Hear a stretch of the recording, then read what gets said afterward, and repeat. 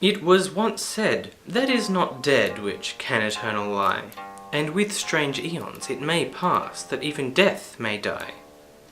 All manner of things can be resurrected from a state that, for them, was known as death. And so too it has come to pass that Lingua Latina has become what may be our very first zombie language. Latin isn't dead anymore.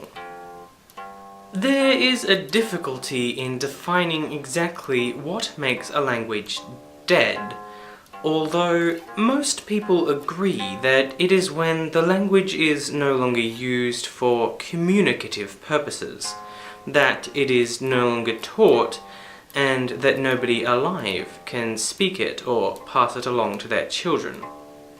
Latin, however, is still taught in schools in many countries, and there are many people alive who can converse in it.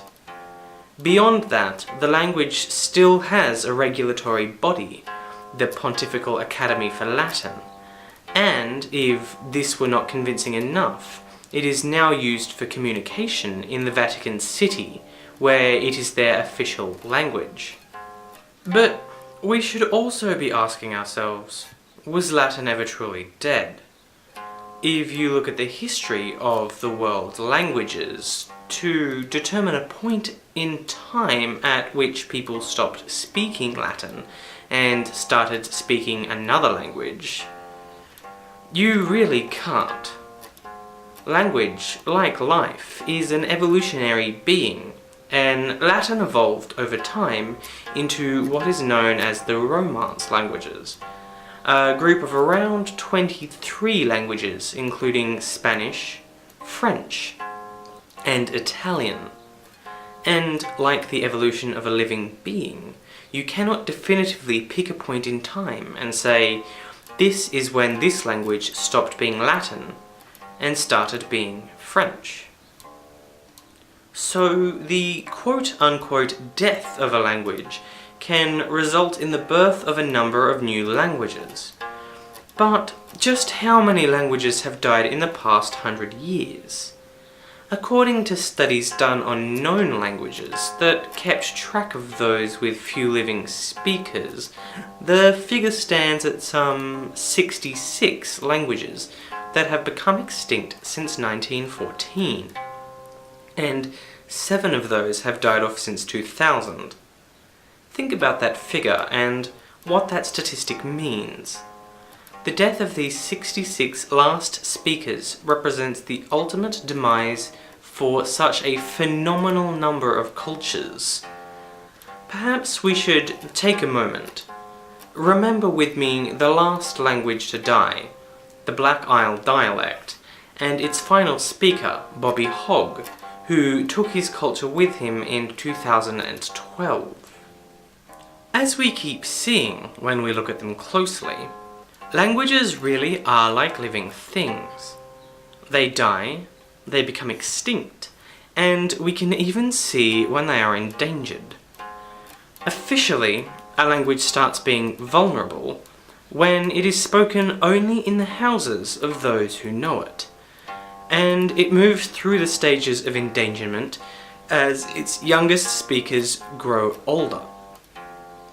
Language endangerment is, and rightfully so, quite a scary thing. There are hundreds of songs, myths, and fables that one simply cannot translate satisfactorily out of some languages. Because of this, there are constant pushes by interested parties to reverse the decline of endangered languages, or to revive dead ones. This process, known as language revival, is a mammoth task to undertake, and usually requires the involvement not only of the community, but also linguistic bodies and governmental agencies. The best example of language revival, I think, is the Maori language, brought back from the brink to the point where now schools exist all throughout New Zealand, where the only language spoken is Maori. Unfortunately for languages that are already dead, however, There has only been one instance where language revival has brought back an extinct tongue. The case of the Hebrew language, now the official language of Israel.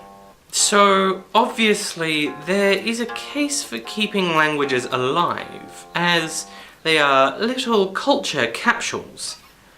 They are a mostly unique method of expressing oneself, and usually they contain singular ideas that cannot be put forth in another tongue. But can you think of any reasons why we should just let a language die off? Share this video with your friends and let me know if you have any reasons in the comment section below. Hey everyone, thanks for making it to the end of another video. If you like this, please remember to share it with your friends and click the little thumbs up sign down here. If you really liked it and you want to see more, then you can subscribe to my channel by clicking what I assume is just around this portion of the screen. And if you want to see my previous video, then you can click around here somewhere. Alright, I will see you next week.